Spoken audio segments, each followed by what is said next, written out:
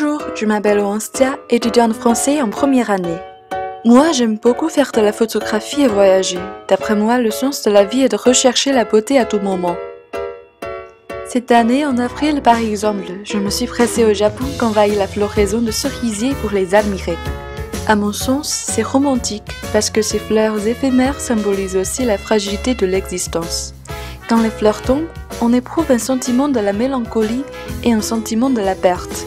De plus, c'est très beau de voir leurs pétales qui ressemblent à la neige dans une saison douce. La beauté de la nature m'a beaucoup émerveillée.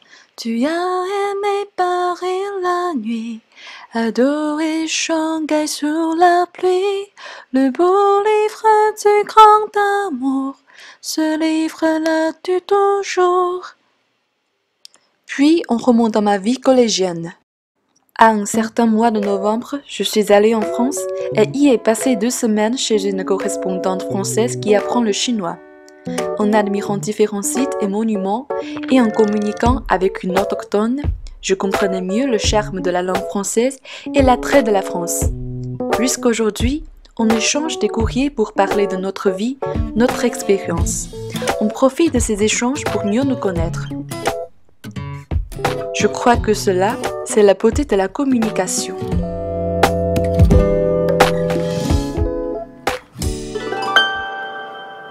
Je m'appelle Xian Yang, je suis étudiante du département français à l'Université des langues étrangères de Beijing.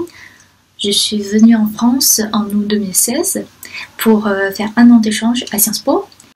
J'habite pas très loin de mon école, à quelques 300 mètres, dans le quartier Saint-Germain-des-Prés.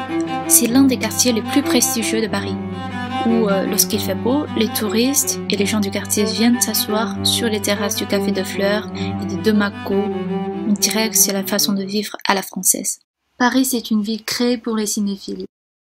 Des fois, j'ai passé des journées entières avec mon ami dans le cinéma du quartier latin pour voir des films de répertoire. J'adore la photographie aussi. Je porte toujours mon caméra sur moi quand je voyage. Quelquefois même, je me demande si c'est juste pour prendre des photos que je pars en voyage. J'ai commencé à apprendre français à l'âge de 12 ans. C'était au début juste un choix par hasard. Mais une fois que tu fais le choix, c'est comme si quelque chose de miracle qui m'attache à la totalité de la culture que fait découvrir la langue française. J'aime pas trop utiliser le mot lunf, mais c'est exactement comme ça que les Chinois décrivent ce genre de lien entre les Français et moi, un peu prédestiné. Bonjour tout le monde, je m'appelle Feng Xincheng, mon prénom français Anna. Je suis étudiante en 3e année à l'université de Shandong. Dans cette vidéo, je voudrais vous présenter une amie qui m'est indispensable depuis 9 ans.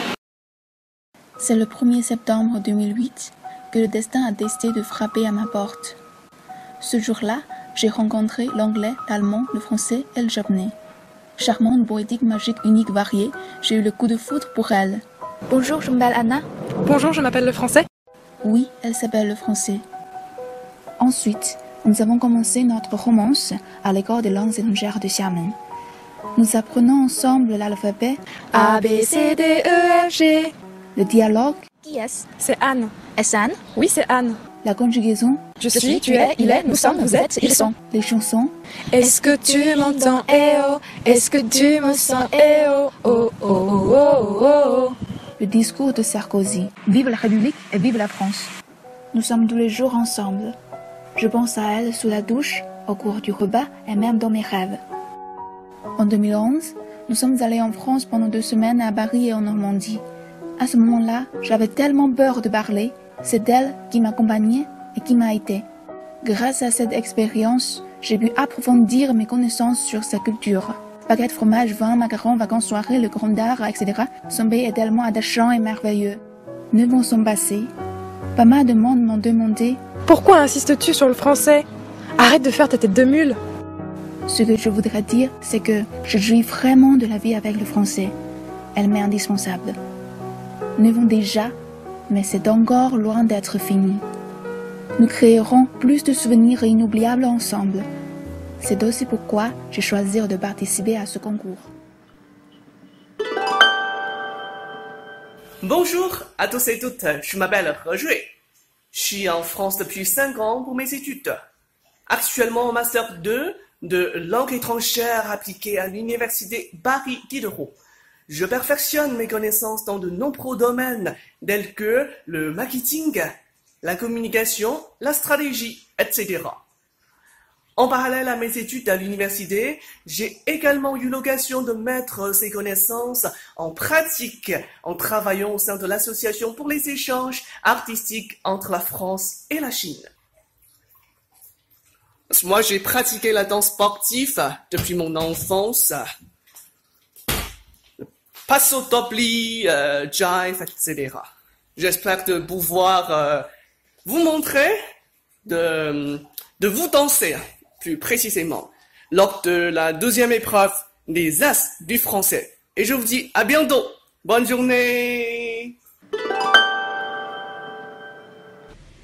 Bonjour tout le monde, je m'appelle Han Xiaotong. Je suis étudiante d'échange en 3e année entre l'Université Jiao Tong de Xi'an et l'Université de La Rochelle. J'apprends le français depuis 3 ans. Je suis ravie de participer à ce concours. Et aujourd'hui, dans cette vidéo, je vais parler du carnaval en France sous forme de questions-réponses. Et voilà, c'est le carnaval à La Rochelle. Et maintenant, nous sommes ici. C'est cool, non? Ah oui, c'est cool! Mais c'est quoi le carnaval exactement? Alors, les carnavals sont un type de fête répandu aux pays occidentaux. Ils consistent généralement en une période où les habitants sortent déguisés. Ils se retrouvent pour chanter, danser, faire de la musique dans les rues ou jeter les confettis.